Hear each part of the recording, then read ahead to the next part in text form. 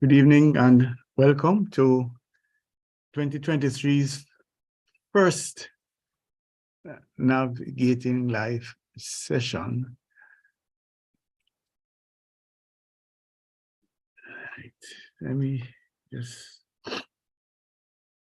continue. So the Nav Life series is presented by the St. Andrew Church of Christ as an outreach program. We have been doing this now for quite a few years, actually. This predates COVID. And so we just are happy that you are able to join with us this evening as we examine the issue of relationship fixes. Just want to share as well that the content is available on social media, St. Andrew Church of Christ.org/media. You can also access it on our YouTube channel, which is Simply Christians JA, or also on Facebook, Simply Christians JA. Right? And the presenters, the facilitators over time have been Brother Andre Allen Casey, who says he might be a little bit late. He has an issue. Brother Andre Allen Casey has been a counseling psychologist now for over a decade, and he is a wise head, and it's manifested in not only his studies but his practice afterwards. And for those of you who have participated in some of our sessions before, you will understand why I say it's a wise head. I'm Trevor Smith. I will be your guide today. I am a member of the St. Andrew Church of Christ, and I am the CEO of the InfoServe Group, including the Success with People Academy. All right, so that should take care of the preliminaries. Just want to also share that we are inviting you to be with us on our Sunday morning worship. We worship at 9 a.m. at 77 Red Hills Road. We also can use the very same Zoom link to participate online if you're unable to come into the building. We also have a Bible class that starts immediately after the worship service, somewhere in the region of 10:30, 10:45. And on Tuesdays, we have a midweek Bible class that starts at 6:30. Very, very important topics being discussed at this time. All right, so that's our preliminary thing. I'm going to jump on somebody without warning. I'm going to ask Brother Alfonso Grenell, our evangelist, to just lead us in a word of prayer, if you would mind. Is he hearing? Not hearing? Apparently not. Hi, I'm here, Bursman. I was just trying to unmute. Okay, cool. Let us bow, please. Father God in heaven, we adore you. We magnify your name. We praise you because you deserve all our praise. We are just so grateful that you have brought us thus far into 2023. You truly have brought us from 2022. You have taken us this far, and we're really grateful. For most of us, we are enjoying fairly good health, and we thank you. We thank you, God, for daily necessities of life, for food, for clothing, for shelter, for families, for friends, for associates, for all those who are involved in one way or another in our lives. We thank you. And Lord, as we have this Nav Life series, and tonight dealing with the 3 fixes for relationship, Father, I pray a special prayer for our facilitator, Brother Trevor Smith. May you bring back in a very vivid way what he has prepared to share with us. And may we make this a wonderful experience by participating, asking questions, making comments where necessary, so it can be fruitful and edifying. Bless each one that is on at this time. Pray a special prayer for Brother Good and for Valdo. Father, may you just bless them and watch over them and take care of them and continue to provide their basic needs. Guide us all and build us as we continue in this session this evening. In Jesus' name we pray. Amen.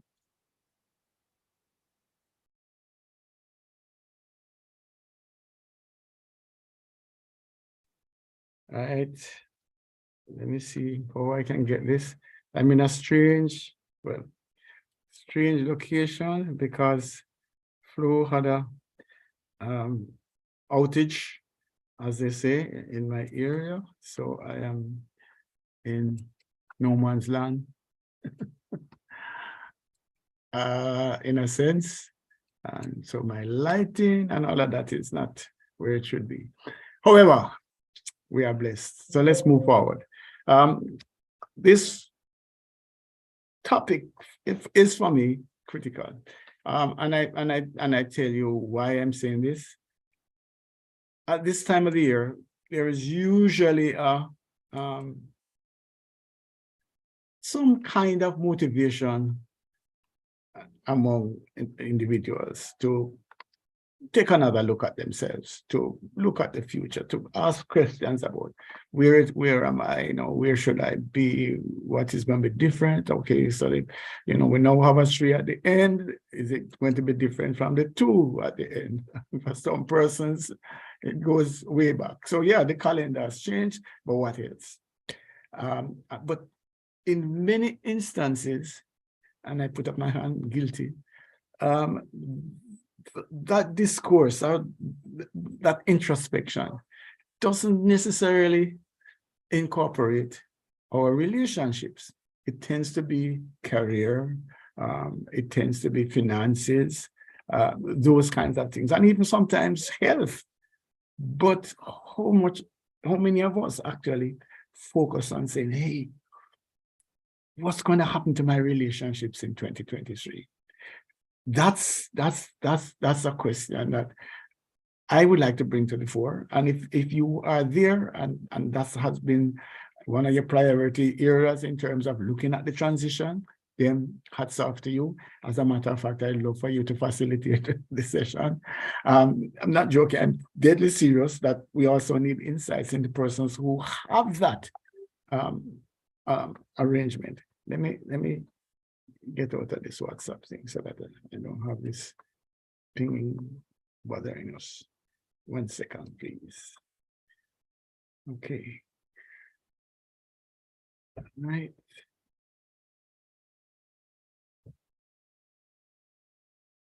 So,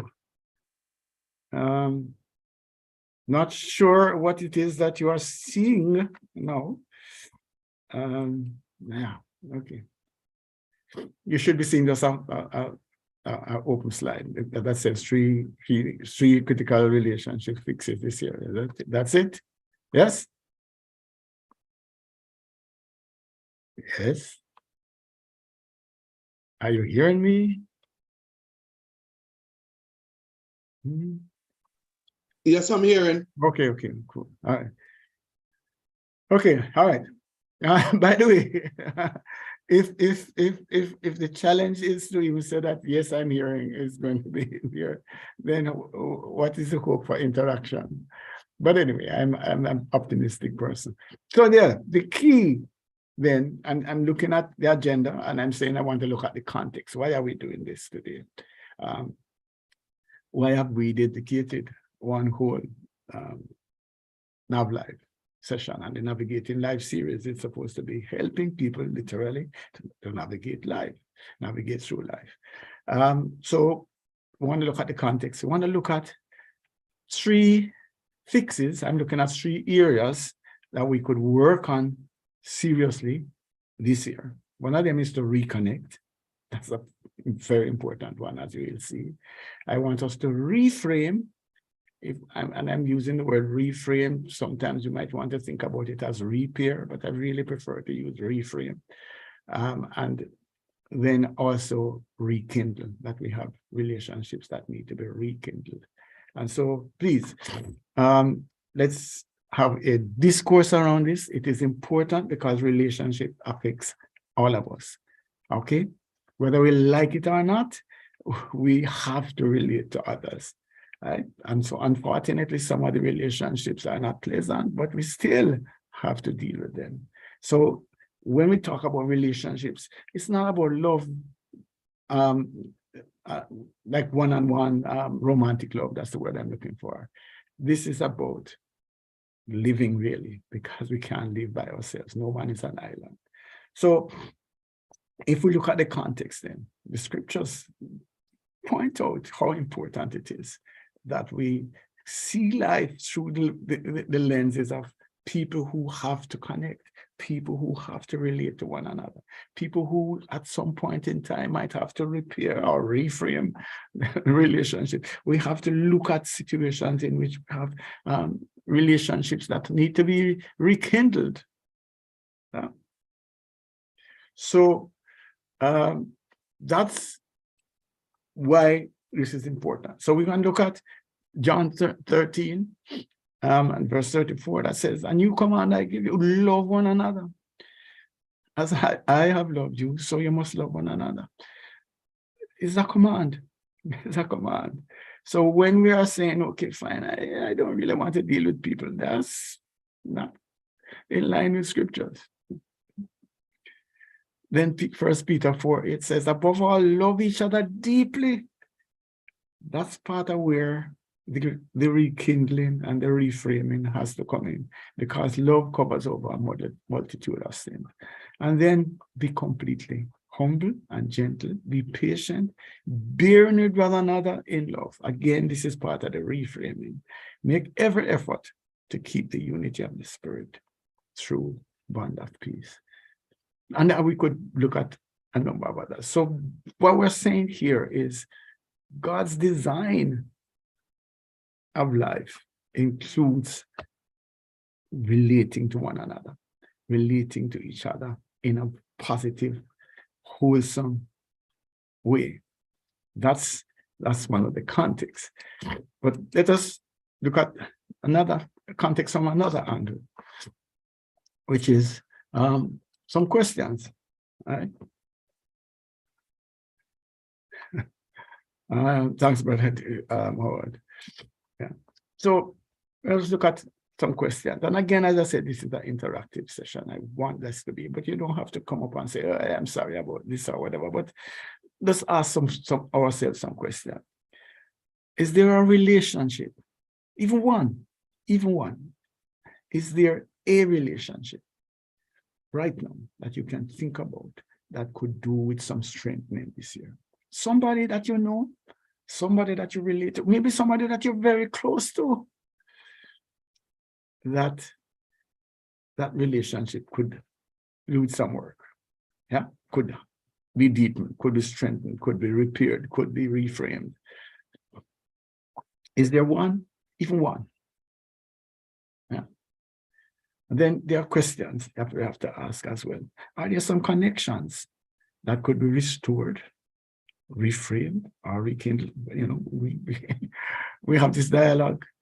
Well, whether we have it openly or it's in our minds, we know that if you are involved with a group, and you know, we're looking at the church, we just are thinking, hey, what happened to John? What happened to Mary? What happened? You know, we haven't seen them in a little while, and they just drift. We see it. We're part of that. Even in the work environment, you're in a situation where, the people that were there are no longer there. Colleagues that we went to school, all of those kinds of things. So we have relationships, and the ones that might be most challenging right now might be those familial relationships that could really be restored. Unfortunately, you know, God set up the family to be a support group, but man has dived in and sort of messed that up. So whereas family is supposed to be this group that are close together and you can look to them for support, in many instances, you want to run from them because of some issue. In some instances, it's about, please don't die, because if you die, after you're gone, there's going to be fight over your deadlift. Okay, I'm sorry. Yeah, a lot of problems come out of, fighting over the proceeds that somebody worked hard to leave for the enjoyment, for the blessing of their family. And instead, it turns out to be an issue for even violent, even murder. And so I'm just saying that I'm not, hopefully there's nobody here that has that kind of thing, but there are relationships that could be restored. I'd like to think about one of them I'm thinking about is that many of us are where we are because of somebody. There's an individual that we can look back at that did something very significant. It might be a tutor, it might be a teacher that says, hey, this is a direction that you could take, or here is a solution to an issue that you might be having. I'm thinking about, I might have to get myself in trouble here. I'm thinking about being head Bailey at school, because we were doing, I'm sorry, my age, but we were doing what was the highest school certificate at that time. But anyway, it is the last second year, we should call it, advanced level, whatever it is. But it's in this those times you used to have the 2 years. And in that, in the second year, he comes in and I'm doing geography, and he, our regular tutor was ill or indisposed, not coming back. And he asked us, it was through the syllabus, and he says, okay, where are we? What have we covered? And he says, okay, all right, guys, here's the news. We have some serious problems right here because you haven't covered a a significant part of the syllabus.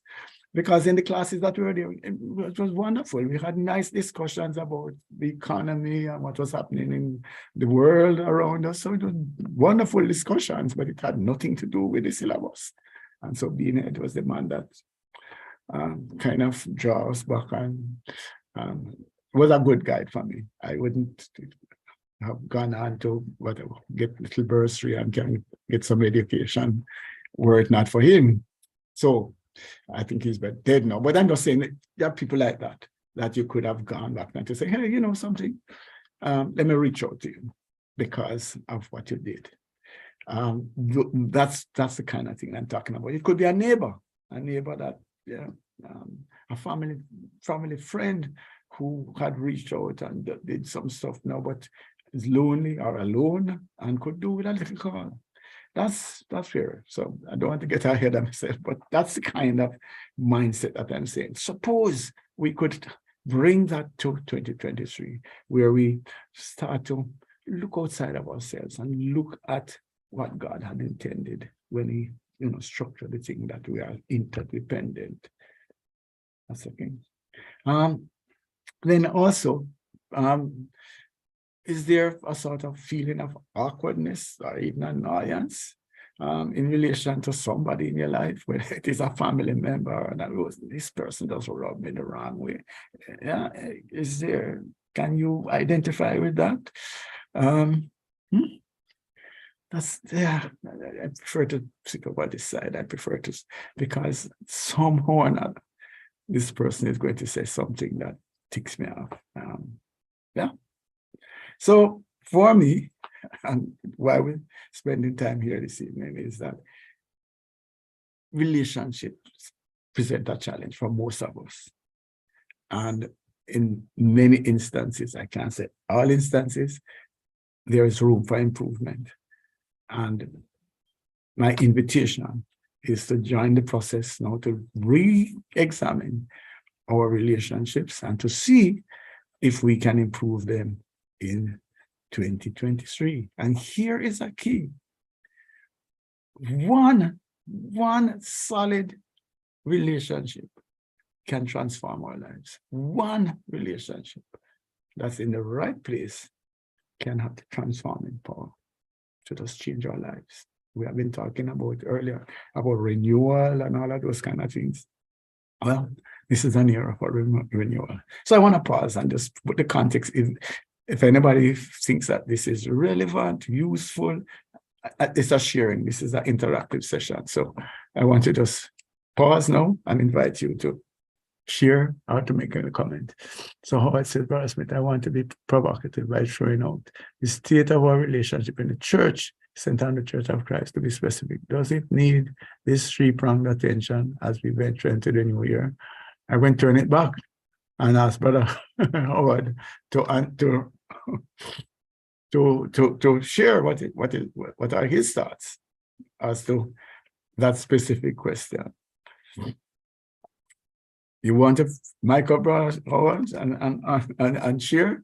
Or I don't want to put anybody on undue pressure, but that's a group, and I'm just suggesting that that's not the only area. You notice I've said only, not the only area, which might then be committing me to say, yes, it is an area at work. I can't think of any group, any situation that can do with some work in terms of deepening the relationships. So yeah, as I was saying, anybody wants to share whether this resonates, whether this is a total waste, not necessarily total waste, but are you seeing that this is something that could or should engage us and be an active part of whatever it is that we're planning to do this year? That we shouldn't ignore this. I see a hand up. I just want to follow up, Brother Smith. Okay, cool. And then Brother G, I see your hand up afterwards. Yeah, man. Yeah, good evening, Welcome, everyone. Andrew. Yeah, man. Happy New Year to everyone. Okay. Well, I throw that out. I know you actually it actually applies to all relationships, family relationship, husband and wife and stuff. But I specifically raise that because I think, especially from a Christian perspective, that the relationship that we have in the church, and as I mentioned the passage that you raised earlier, if we can get that relationship as it should be, that sort of deep caring and concern for each other, I think that influences all other relationships that we have, including our marriage relationships, including our work relationships, even at work, and so on. Because I am thinking that as we are impacted by this Christian love and concern that we should have, as the passage that I raised again earlier mentioned that we should, then I think that should impact all other relationships that we are engaged in, especially as members of the church. I'm just throwing that out to say that that to me is the precursor as it relates to how we are to be impacted by this whole issue of love and concern for each other. I'm just throwing that out. I appreciate it. Deep water. Yes, let's go. All right, Brother G. All right. My one is a little bit wider. I think this relationship, generally speaking, is crucial to all areas of our lives and in all facets of our lives, meaning whether at home, whether at church, whether at work, relationship is almost the hub on which everything will rotate. I'll give you an example. If you remember when Jesus was asked the greatest commandment, and he said you should first of all love God, which is a relationship with God. And then you should love your neighbor as you love yourself. So that's your relationship with man. So if we're going to get through and do as well as we should as people, we need to find a way. And I think that this is what this Nav Life seemed to address. We need to find that area in our lives where we can address our relationship, whether with our spouses, with whether it is my coworker, but it should be such that we rekindle it, we reframe it, and then if we once had it, then we need to refocus on it. Thank you, brother. Appreciate it. All right. So let's get going with the first of the 3 areas. I mean, obviously with relationship, it could be 100, but I just want to focus on 3, which is the first one is reconnect. All right. And we know that, you know, we're going through the day and we say, oh my gosh, you know, I should reach out to so-and-so. I need to call up so-and-so. And if you go back to Brother Howard's thing is, in the church especially, this is important. But with our relationships, it's important that we keep them oiled, keep in touch. And I'm painfully aware of connections that I've lost, you know, and I'm just making myself vulnerable and tell you the truth.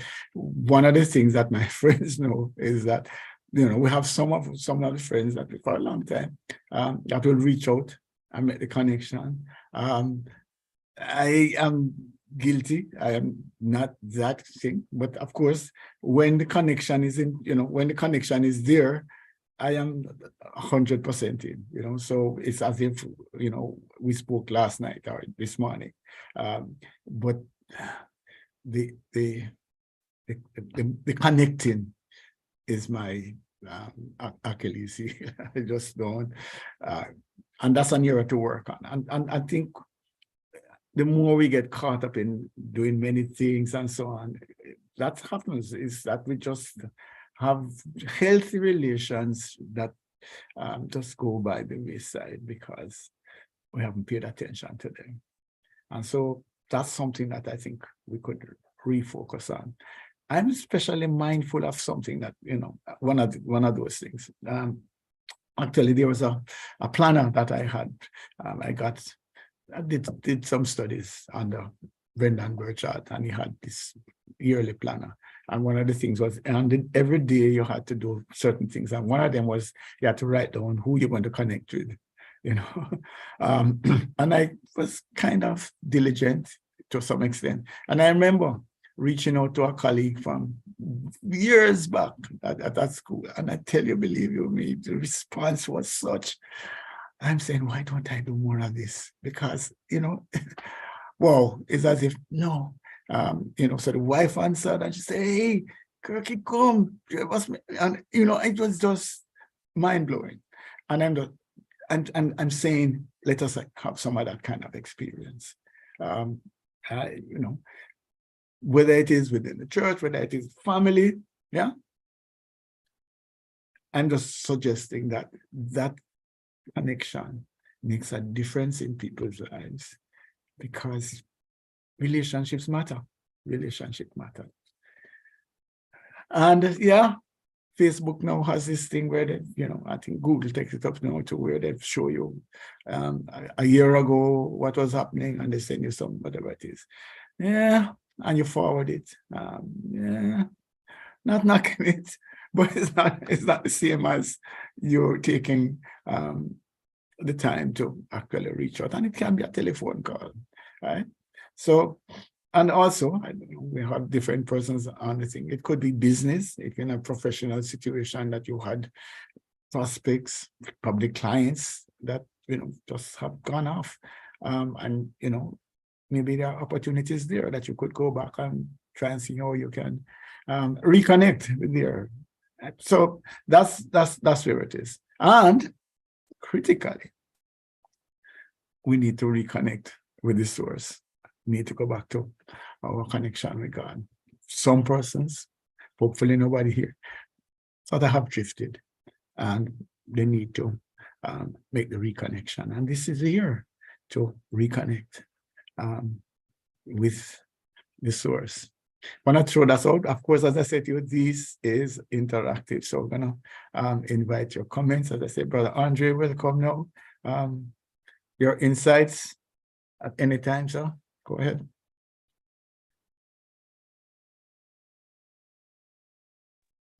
Just listening for now. Okay. But seriously, what are our thoughts about this whole question of making a concerted effort to reconnect, to look up for old family members? You know, when I say old, I mean connections that we had. We can start with the family. Then, you know, maybe your schoolmates, whatever you studied with. Yeah. So go ahead, Brother G. Brother Smith, I find this reconnection part so moving because for years I lost touch with Nigel McPherson. Okay. And just a couple of probably years, probably 2 years, probably most 3, when I got back in touch with Nigel. And it was such a wonderful feeling to know that he didn't live a very, very long life, but I was able to reconnect with him before he died last year. It felt so good. I mean, you know, I wish that we were able to spend a little bit more time, but I have to give God thanks for that reconnection.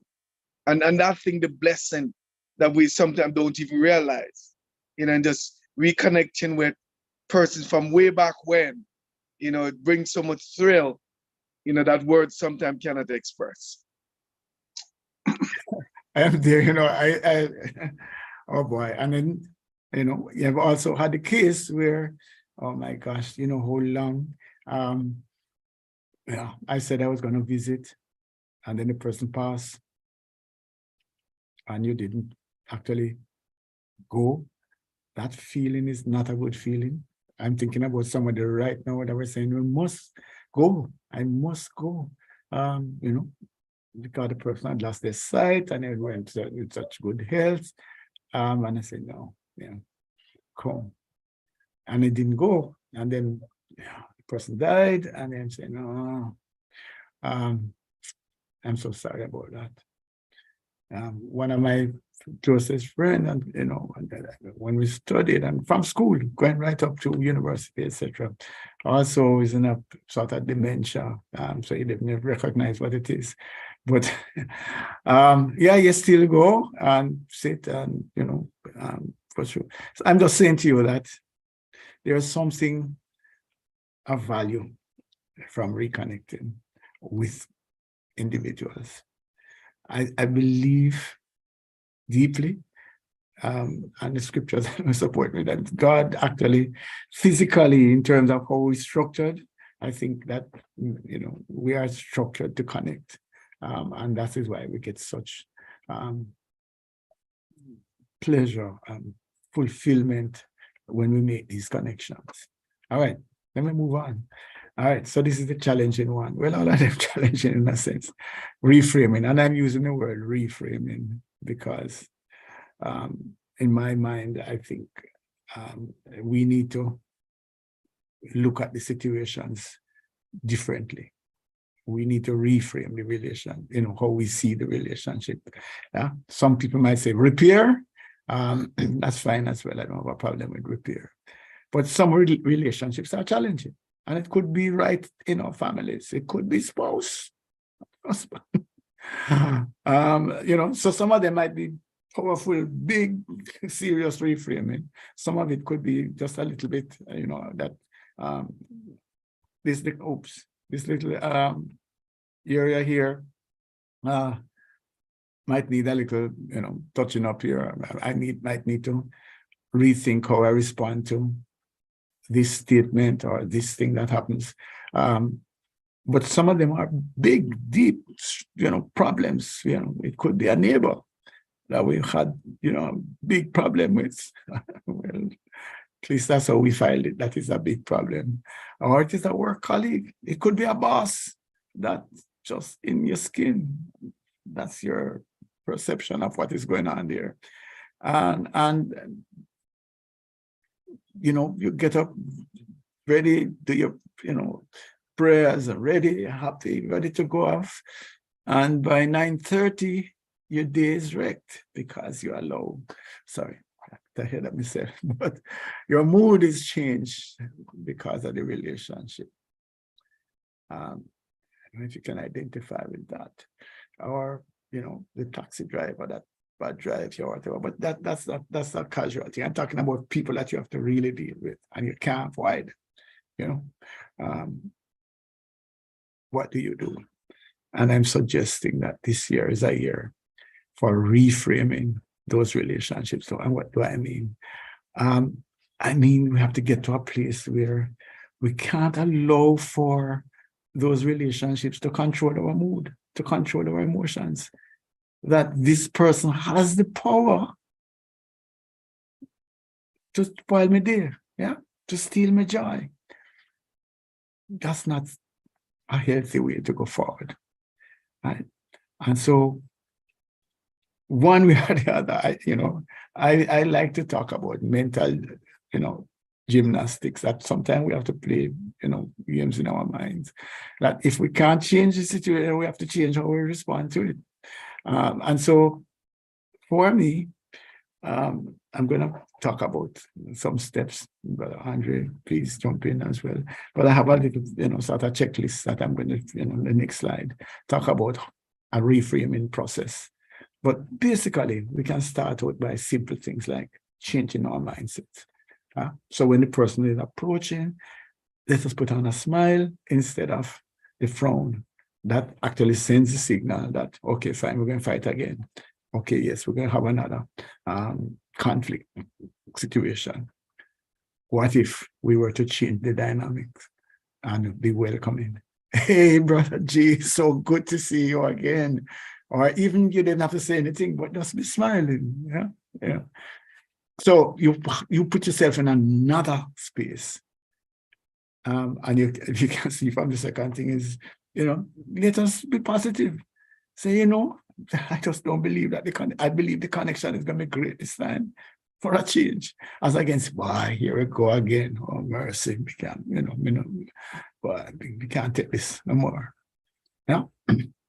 And what about managing our emotions? In other words, the person, we're ready to fly up the handle and say whatever it is that we have to say or respond in a different kind of way. What if we were to say, hey, all right, feelings, I understand where you want to go with this, but hold on a little bit, hold on. Cool down a little bit. All right? Let's just go through this. Yeah. And it is for our benefit, because just think about your life. Think about how different it would be if those relationships that cause those unhappy moments, if you will, if we could minimize that. You don't think that you would be happier? You don't think that you would have more joy? You don't think that you would connect better with more people?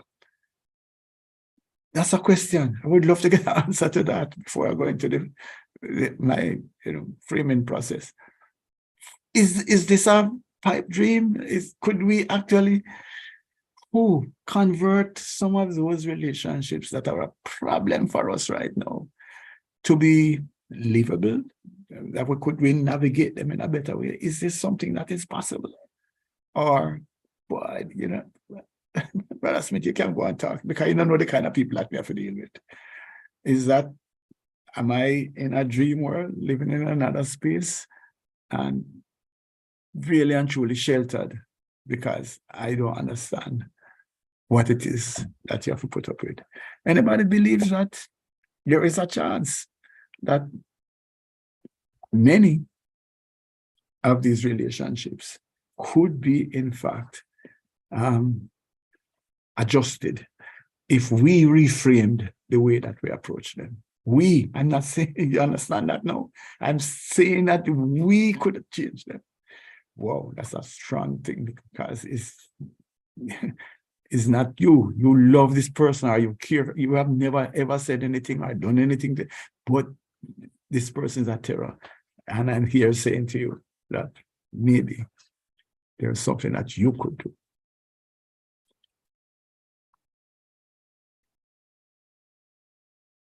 It is possible that it can make life better.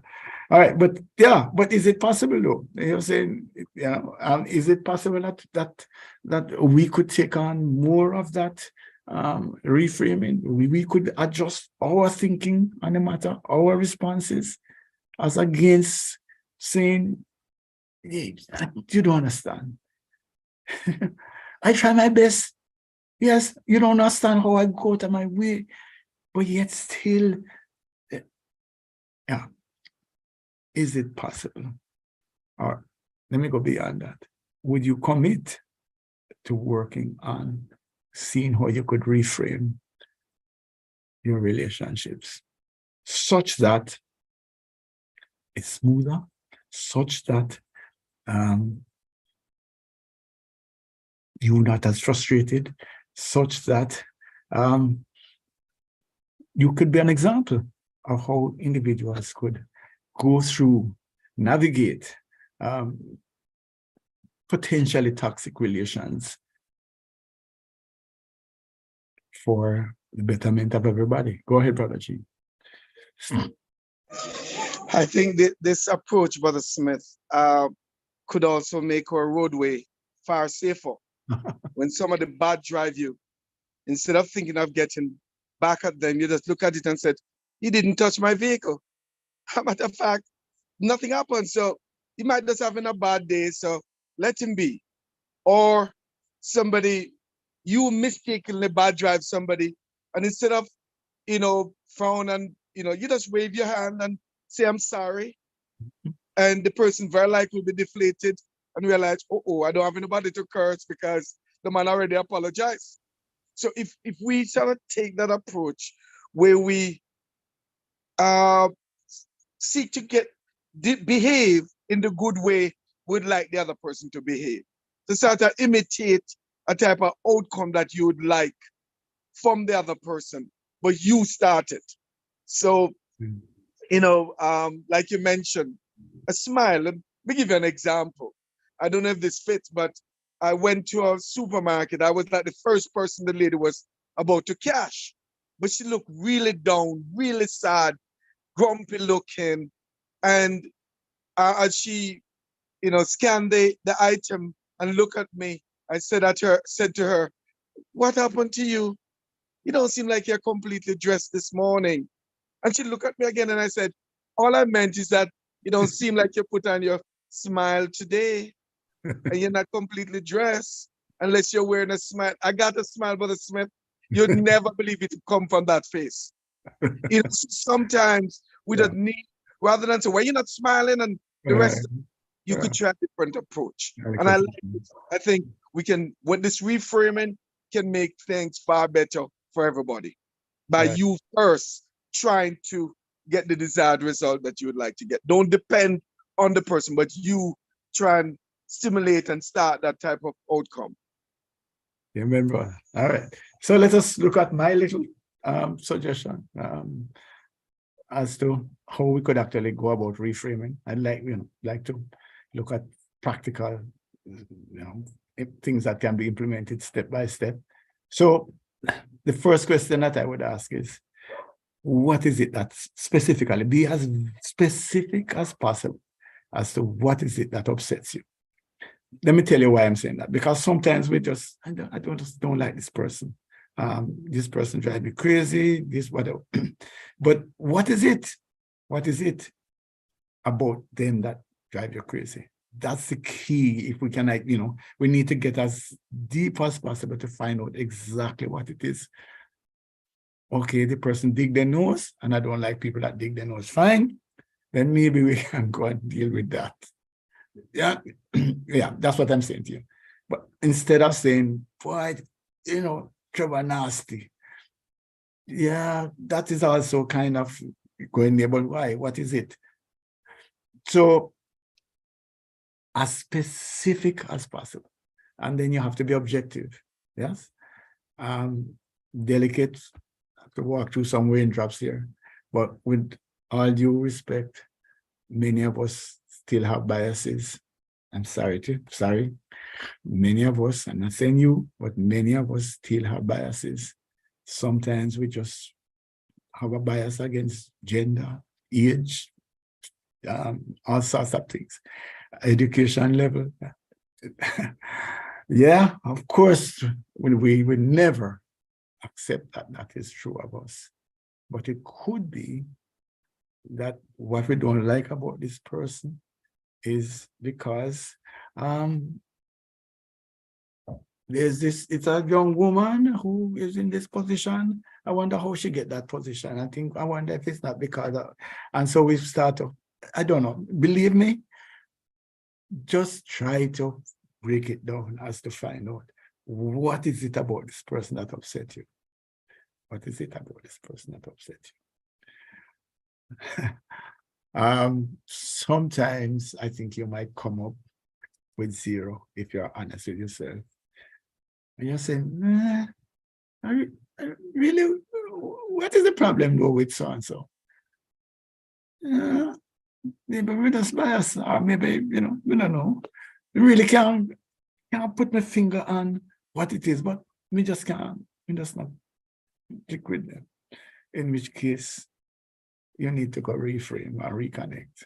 That's a straight talk here. That I've said it in many workshops. I remember a colleague, that says that the family just don't talk with that family. When you try to find out, they have no idea. We just not talk to them.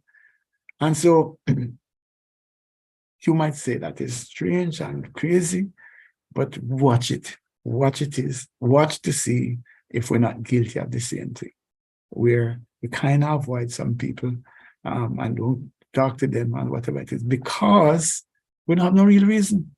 We don't have no real reason. There's just some, well, put it this way, we have a real reason, but we can't afford to let ourselves accept it. That we just know, like how them look, or we don't like the color, or they don't like the, whatever. I putting it out there. All right. So if we can identify something that is genuine, something that is, there that really upset us, run us wrong, right? Then is this something that happened once, or is it a frequent situation? So that's another question that we have to ask. Is that one-off, or is it there? And if it is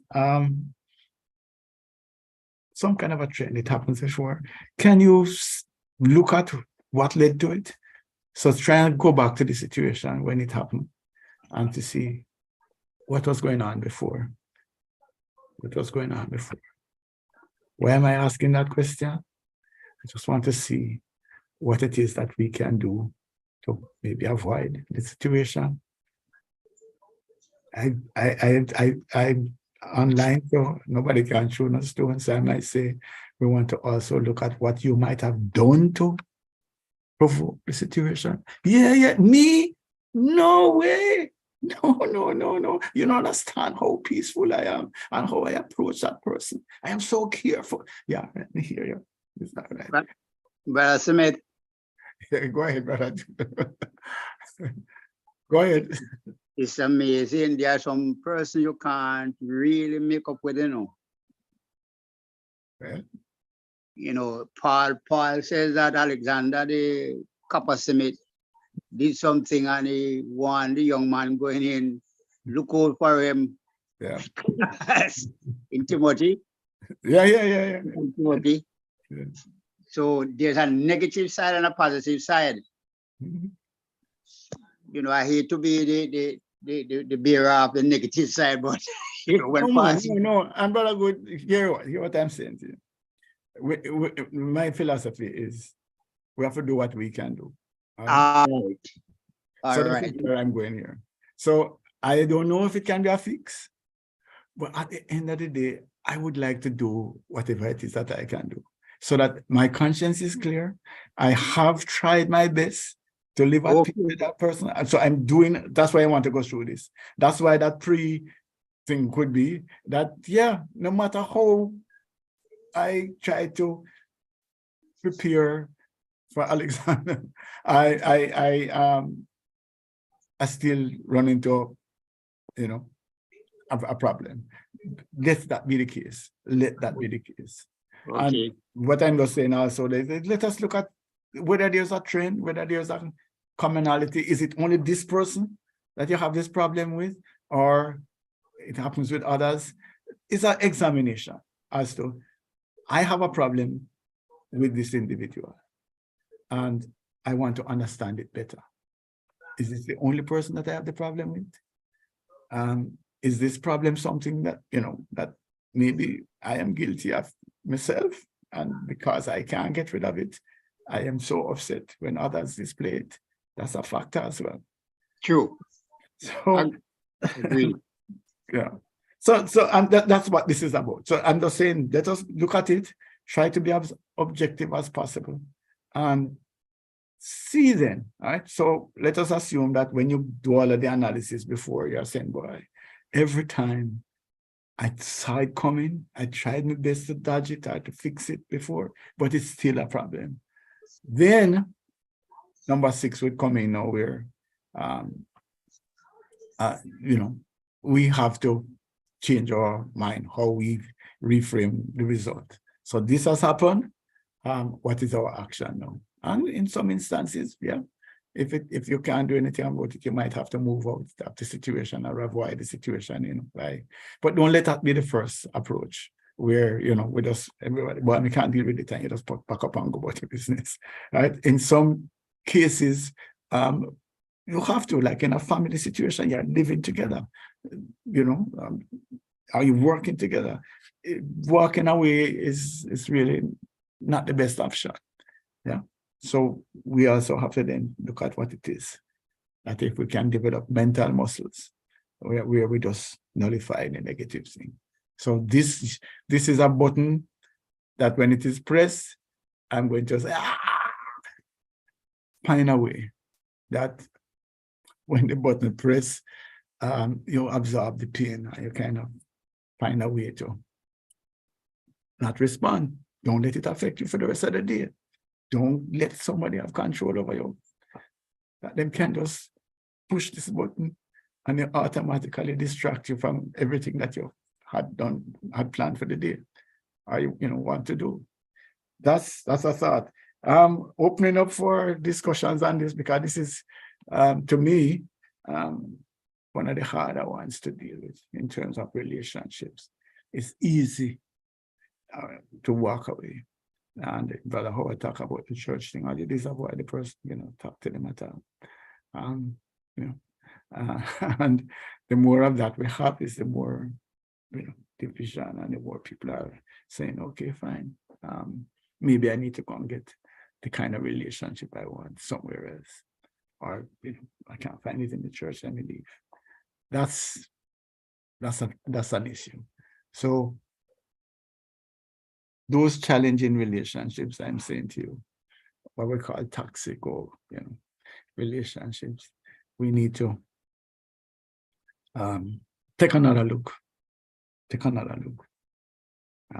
I believe that is the Christian perspective, by the way, that we need to take another look at those relationships rather than just write them off. Write them off. And of course, if you're on the other side, where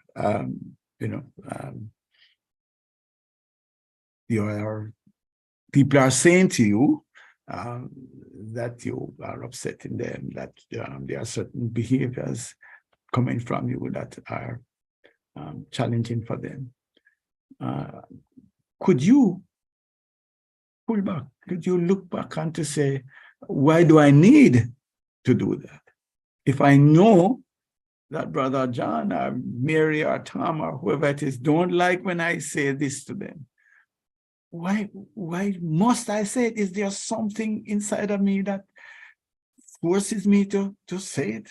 Is there some action that I'm doing that I've been told numerous times? I don't like it. Why do I still have to do it? What is it about me? Why I have to do that? Is there some satisfaction that I get from upsetting this individual? What is the payoff? What's it? So again, from the other side, if we are pushing buttons that are hurting people psychologically, Why push? Why push? What is it that is compelling us to push? What I'm saying is that as children, we know that at school, that, for example, if you give somebody a nickname and and the foolish ones don't understand that if you resist the nickname, it's yours forever. But that's it. We know that they don't like it, and so we're going to still say it. Yeah. Yeah. I had a little man, I'm just thinking about him, that they call Kong Dead Dog, because he get that, he close to Chinese, etc. And of course, the Jamaica thing about the Chinese that eat dog, etc. And they were like it. And after a while, it just start to fight. Whether him win or not, anybody would call him that, it fight. Boof, boof, boof, until it kind of stop. But that's what I'm saying. But why? That's child. That's a little, children that don't understand that you should try to live in harmony and not provoke people and so on. But why would adults continue that practice? This is a question. Anybody have any ideas to why would we set out to continue with behaviors that we know are affecting people that are close to us, or that we have to work with, or that are part of a team or whatever? Why? What is it that inspires that? Keeping quiet. We love an answer for some bright people to tell me what inspires someone to keep pushing buttons that cause hurt. Here's a prize. Brother David says, hurt people. Okay. Yeah. So simple, but I understand what you're saying. All right. So when that is happening, then we need to get the person to go to a counseling psychologist. Yes? If somebody keep pushing the button and you say to me, "Dad, don't like that. Why you keep doing this?" Should we then recommend that they go and get some therapy? Yeah. That might just cause them to double down on you. All right. So the reframing is important, I think, in terms of how do we respond? How do we take on these things?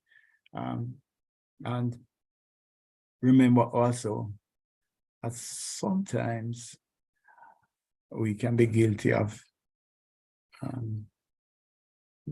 exaggerating is not the word, but imagining or interpreting situations incorrectly. So we have situations where, I'm thinking of a particular situation where a wife is saying that the husband doesn't listen. He doesn't listen, right? And we get mad and upset because he doesn't listen.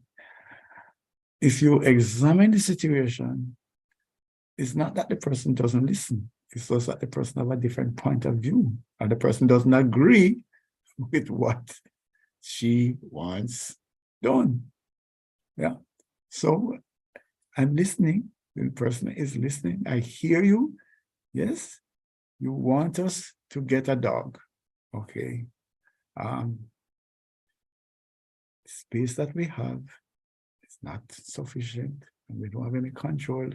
Managing dogs is a problem. I hear you, but I disagree. You see what this man don't listen? Yeah, okay. That's just a simple example, but that's part of what happens as well, where there is a situation where,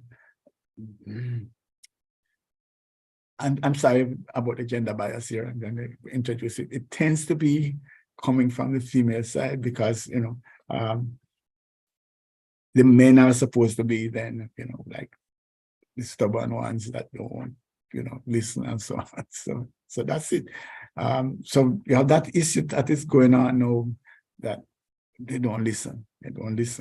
But is it that they're not listening, or is it that they have a disagreement with what it is that you're proposing? Question. All right, let me move on.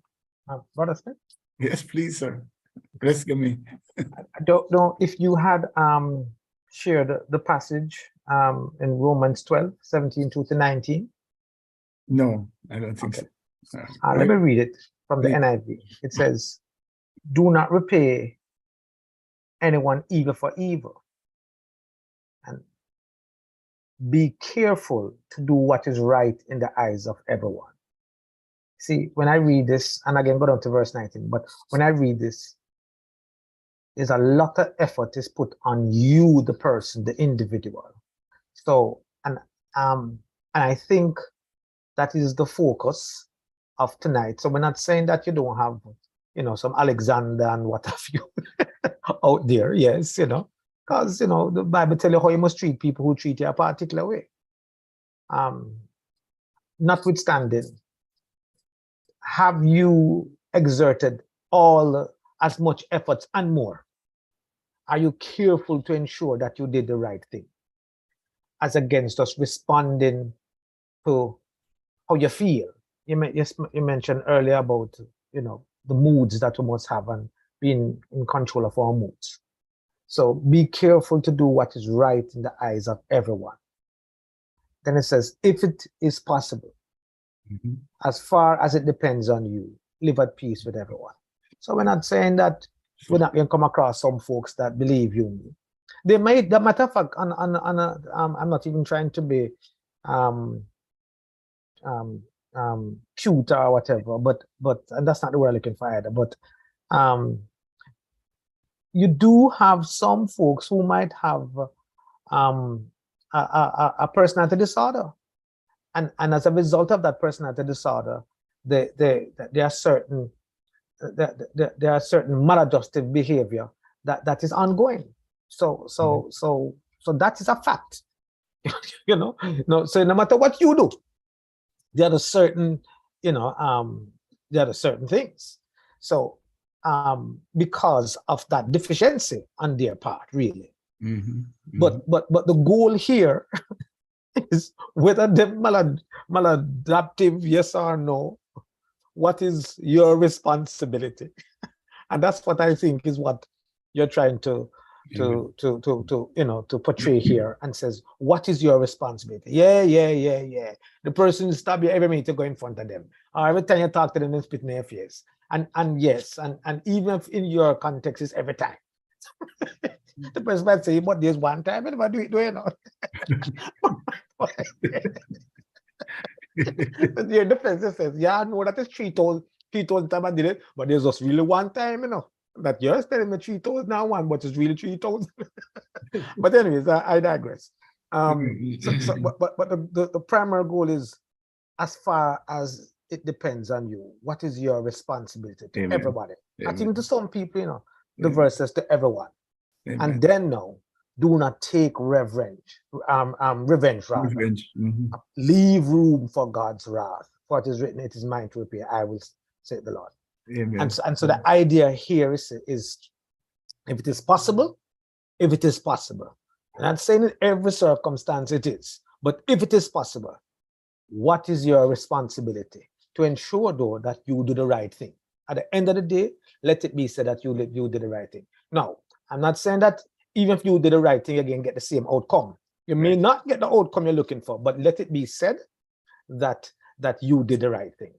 And I do believe that if that is our goal, Brother Smith, if that is a concerted effort on our part to make that our goal, at minimum, we'll be at peace with not only our efforts, but ready for the person. A matter of fact, we not only look for change in the person, we almost expect change from the person, because the goal is to restore the relationship. The goal is to have a better relationship. And if that is the goal, then really and truly, even in the midst of the negativities that confront you on a daily basis, I did say daily, on a daily basis, because that is your goal, you have to go, as I say, you have to reframe, you have to rewind and come again. You might need to step back, you might need to choose your battles, whatever. But because that is your goal, let it be said that the person knows that you are making a conscientious effort to do the right thing.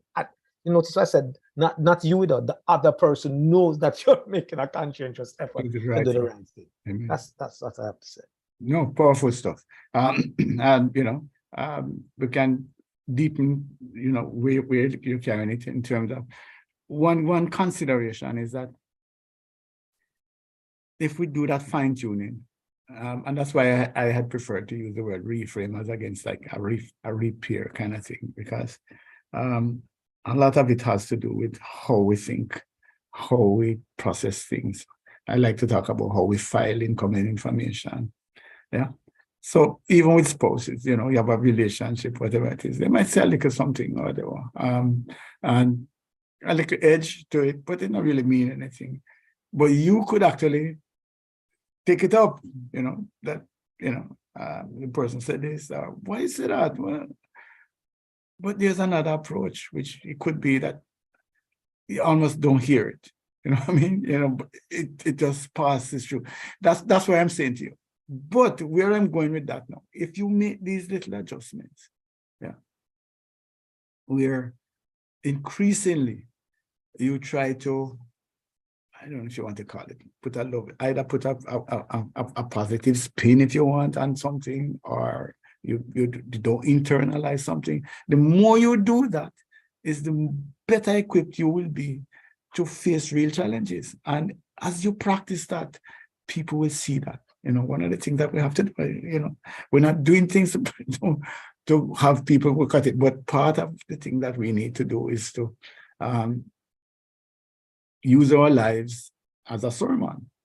I firmly believe that, so that people can look at it and say, oh, wow, boy, I never see things they get mad. How Trevor get along with Augustus, Jonathan, wherever it is, when everybody can, that's part of what we have to deal with, is if you can work on these things, where when buttons are pushed, you kind of take it on, and go on. If you go to cricket, using the cricket thing, when these people used to play the cricket without chest pads and so on, and just take it on the chest, they're not rubbing it, although it must hurt like what. That's part of it. I'm tough or whatever it is. I didn't feel that. You know who you're up against. That's what I'm just saying to you. Is there a way that we can so develop the mental muscles that things that would normally upset people don't upset you? That's a key. That's a key. That we find a way to not internalize, to find some way to navigate through what people might call toxic environments, and you are there, and you are a good example. You are not being impacted by it. You're not going home stressed out, etc., because of the toxic environment. That's where I'm going. I don't know if this is helpful. It may be a little stretched to original discourse about fixing things, but if we fix ourselves, it could make a huge difference in our lives, for sure, and in the lives of others. It's a thought. It's a thought. Of course, rekindling is there. And sometimes when we think about the rekindling, we just look at maybe spouse alone, whatever. But we can rekindle any kind of relationship. Yeah. And it's just more about paying attention. Yeah. Brother David is saying, is it possible that in close relationships, example within families, that when we repeatedly don't internalize, that eventually will become desensitized and distant, that we become desensitized and distant? Good question. It depends on the understanding of not internalizing. All right. And it could go there. So the short answer to that is yes, it could be that you get turned off and you really don't care. There is I think there's a way, and when it comes to behavioral things, sometimes it's not 1 and 1 plus 2. But I think there's a way to deflect, if you want, something, you know, that would normally trigger, and that you don't allow it to cause any anger or any negative response. You just note it that, you know, once upon a time or last time this happened, I responded, I reacted really in this particular way. And I'm thanking God that today, I'm just saying, yeah, I understand what happened. And I understand why he said that, or she said that, or they did that. Yeah, it's just one of those things. Maybe there'll come a time when they won't do it anymore. But I'm giving thanks right now that it's not affecting me in the way that it used to. That's what I'm talking about in terms of not internalizing. Does that then lead me to a place now where I don't care, the person can do all of this and I draw away from them? It doesn't have to. I'm just suggesting that you can actually deflect it, and actually, instead of responding negatively, you could actually have a conversation around it. There's a book, long time, Games People Play, where, you know, there is this dance, basically, that it is, that I'm supposed to say this to you, and you're supposed to respond in this particular way. It's a little game, and as a matter of fact, it's part of what people would say that holds the relationship together. You know, so outsiders might say, why were them, you know, they have this little kind of this, you know, a conflict sounding thing, whatever it is, but that may be part of what the relationship that we develop over time. So it's a game that we play. That is how we connect. I am supposed to say this to you. You are supposed to be annoyed, and we just go forward, etc. And one of the things that we could do then is to say, I don't want to play that game today. So that the parties know that is the game.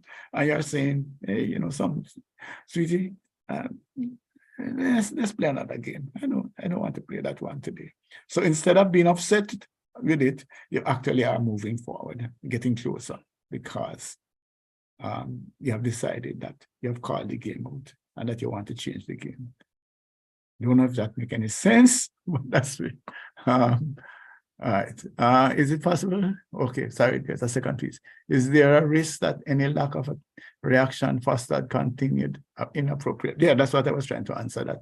Yeah, they might continue, but the last piece that I was sharing with you, you know, is that you could actually talk about it. You could have a conversation about it to say, you know,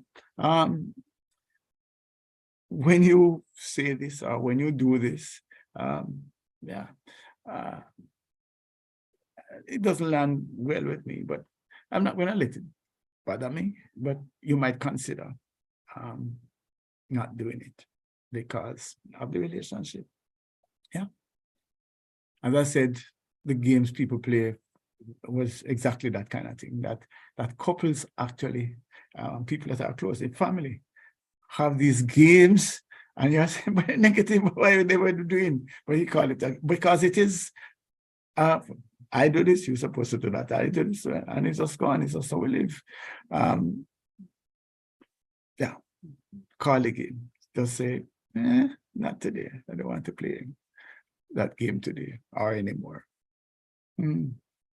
Will that might cause some kind of negative response, but usually people are then able to go away and to realize that, yeah, of course, yes, it's a game. It's something that I'm doing that I don't really need to do. So I don't know if that helps at all, Brother David, as to where it is. But the alternative is to, because there's an incentive. Yeah. There's an incentive why the person do it, whether they want to annoy or just, you know, make a point, or I don't know what it is. Take some, you know, you did this to me, so I'm going to do this to you. Those things happen in relationships, and it's not a lot of lack of love or caring, as you know, it's just part of the natural way that people relate over time. And if you ignore it, you could actually get a backlash.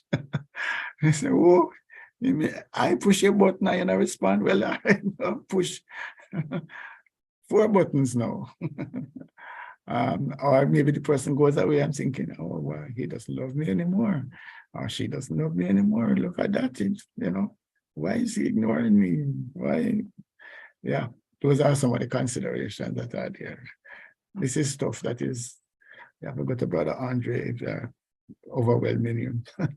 But okay, so the rekindling doesn't have to be just romantic, a family thing.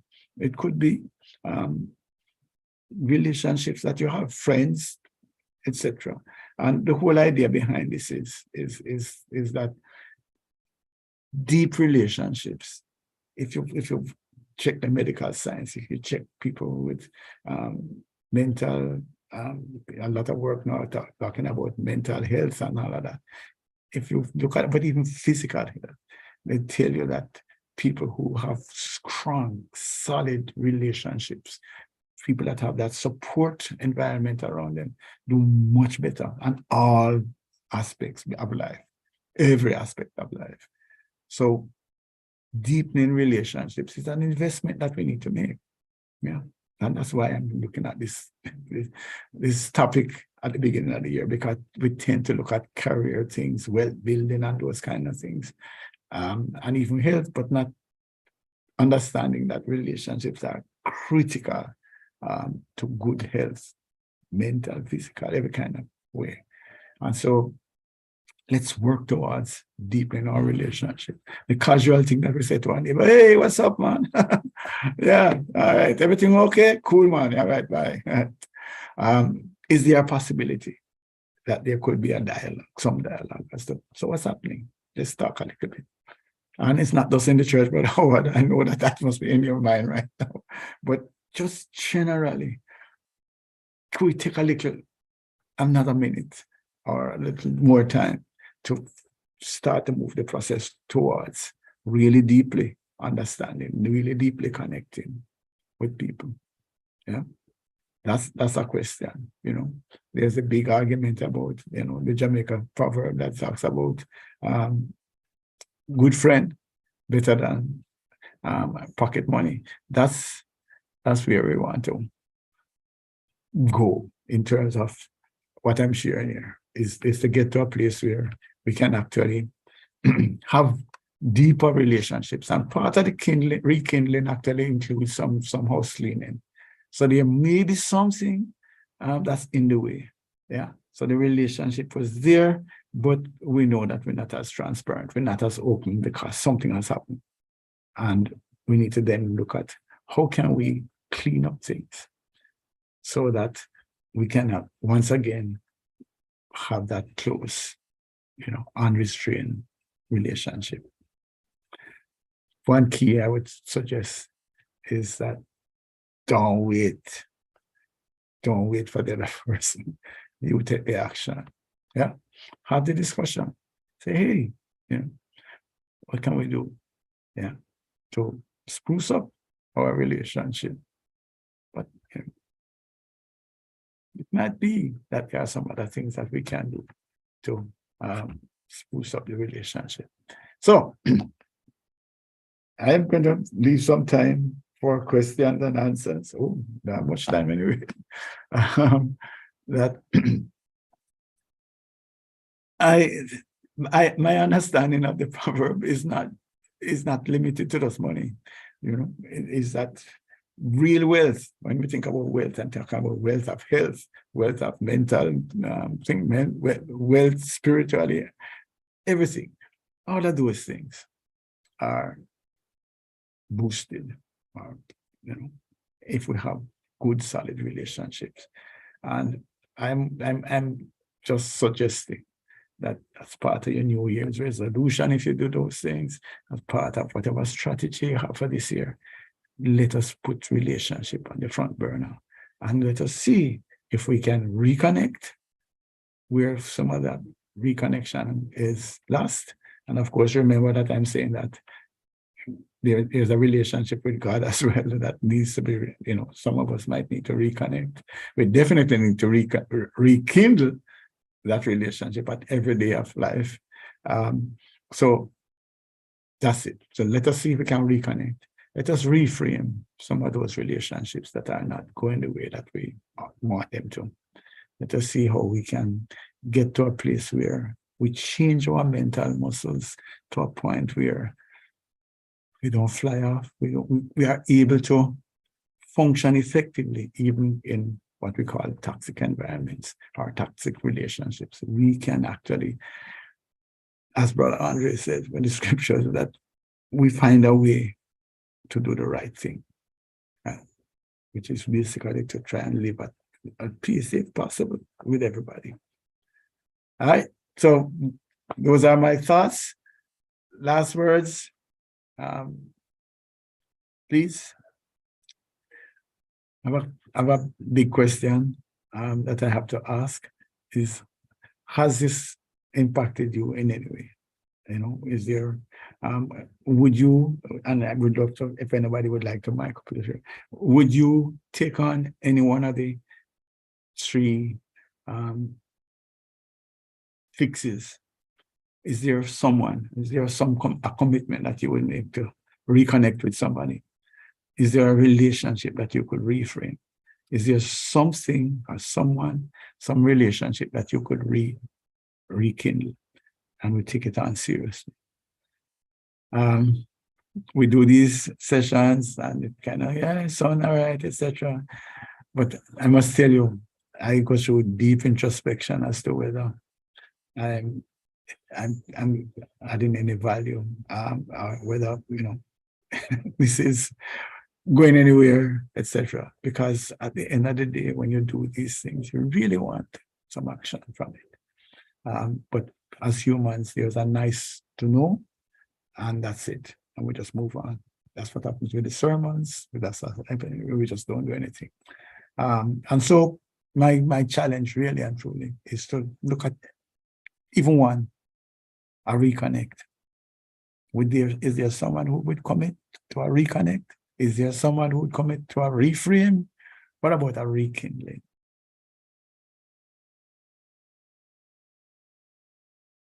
My lips are sealed-ish now, so. Any comments?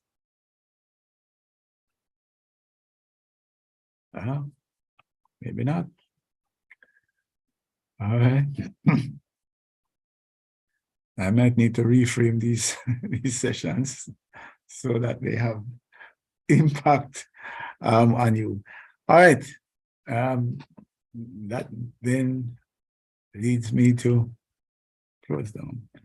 All food for thought, Brother Smith. Much appreciated application required on my part. Okay, thanks, Brother Howard. All right. Okay. All right. I think we pretty much are out of time-ish. We have room for one more comment. And then we will shut down.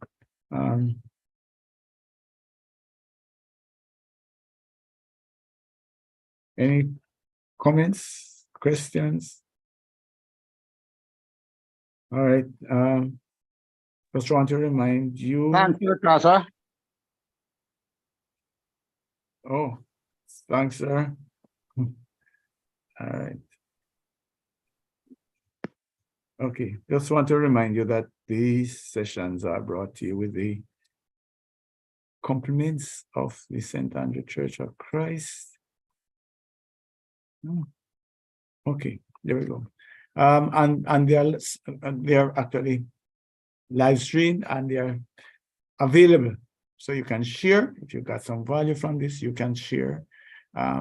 If the easiest one is YouTube, Simply Christians JA, or Facebook, Simply Christians JA. So you can actually get all of these NAV live sessions. Also, our sermons and our Bible classes are available online. We want to invite you to worship with us at 77 Redwoods Road. We start at 9 a.m.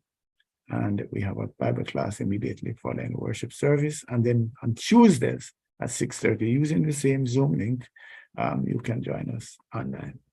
doing some very, very interesting studies at this time, and would like to share them with you. All right. Thank you, Valda. Appreciate it. And we're pulling down the tent at this time.